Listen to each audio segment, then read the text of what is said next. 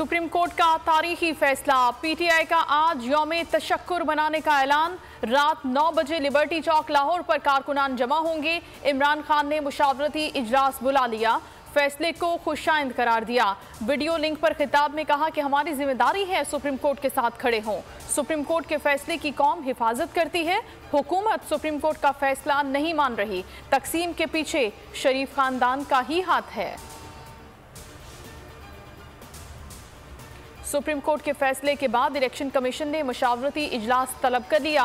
Chief election commissioner की ज़ेर सदारत बैठक कुछ देर में लगेगी। पीटीआई का खैबर पख्तूनख्वा में इलेक्शन के लिए अदालत से रुजू करने का फैसला। तहरीक इंसाफ सुप्रीम कोर्ट में आज केपी इलेक्शन के लिए दरखास्त दायर करेगी। सुप्रीम कोर्ट के फैसले के बाद हुकूमत की हिकमत अमली क्या होगी? पीडीएम जमातों के सरबराहान आज सर जोड़ेंगे। शहबाज शरीफ ने शाम 4 बजे इजलास तलब कर लिया।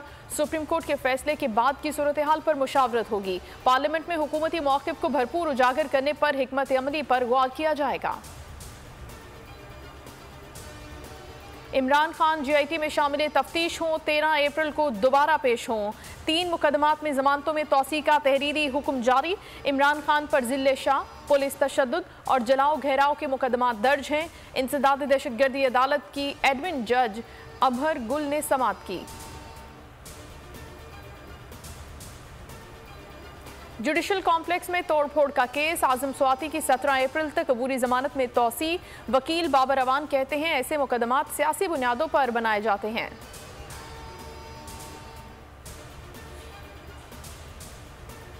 मुफ्त आटे का हुसूल एक और जान ले गया। टोबा टेक सिंह फुटबॉल स्टेडियम में कतार में खड़ा शख्स दिल का दौरा पड़ने पर जान की बाजी हार गया।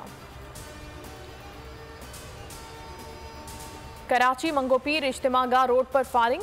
जख्मियों के अहलखाना का मंगोपीर रोड पर मुजाहरा। जिम्मेदारान के खिलाफ कार्रवाई का मुतालबा। कहा पुलिस को घर की तलाशी में कुछ ना मिला तो गाड़ी में बैठने का कहा। गाड़ी से उतरकर भागे तो फायरिंग कर दी। 2 अफराद जख्मी हुए।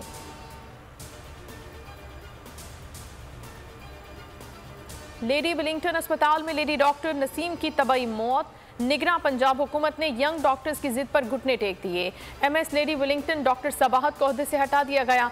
डॉक्टर नसीम के वरसा तबाही मौत पर कार्रवाई न करने के हामी।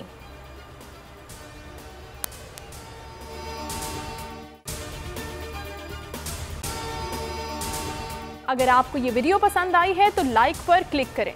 तो नजर आ रहा है सामने लिखा हुआ है जुल्म मिटने के लिए 2 चीजों से मिटेगा भाई। एक अदल की कुर्सी पे जो लोग बैठते हैं ना, वो अदल के हिसाब से फैसले करने लगे। दूसरा कौम निकल खड़ी हो जुल्म के खिलाफ, तो जुल्म खत्म हो जाएगा। या इन दोनों में से कोई एक चीज हो जाए या दोनों हो जाए। अगर 420 का मुकदमा था, उस वक्त अदलिया में जो लोग बैठे हुए केस देख रहे थे वो पूछते ना यार चीट हुआ कौन है। जब उनको दिखता कोई चीट नहीं हुआ, केस खत्म कर देते। तो जालिम जुल्म कर ही नहीं पाता। 9 जजेस ने नोट बिफोर किया मेरे केस को यार, 1.5 साल चला। शख्सी जमानत का केस, सेम केस इस्लामाबाद में कर दिया। एक ही इल्जाम पे 2 केस हो नहीं सकते भाई।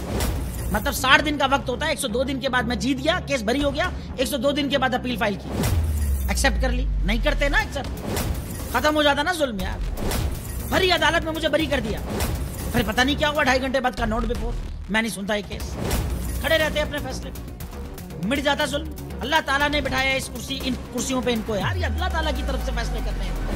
तो या तो ये फैसले आएंगे, जुल्म मिट जाएगा, या कौम खड़ी हो जाएगी जुल्म के खिलाफ। सुप्रीम कोर्ट के मंसूर अली शाह साहब जस्टिस एक ऑर्डर पास किया उनकी बेंच, और उस ऑर्डर के अंदर उन्होंने बड़ा क्लियर बता दिया कि जी बरियत की जो दरखास्तें हैं वो कब कब लगेंगी। उसमें से एक वजह उन्होंने बताई कि जी जब कोई क्राइम ही ना हुआ हो तो बरी कर दें, ताकि अदालतों पे बोझ ना रहे, वो केसेस चलते ना रहे। सुप्रीम कोर्ट ये मिसालें कब बनाएगा ऐसे लोगों के खिलाफ जो इस तरह की एफआईआर काट रहे हैं, वैसे ऑफिसर्स, और ऐसे लोग जो इस तरह के केसेस को जजेस चला रहे हैं। रहमत का महीना आ गया है, बख्शिश का सफीना आ गया। होगी मुलाकात उलमाए दीन से, जो देंगे इत्तेहाद बैनुल मसालिकीन का दर्स। जिक्र होगा अंबिया कराम का।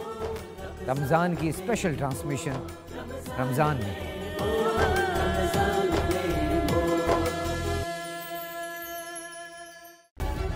सब्सक्राइब करें और बेल दबाएं ताकि कोई खबर रह न जाए।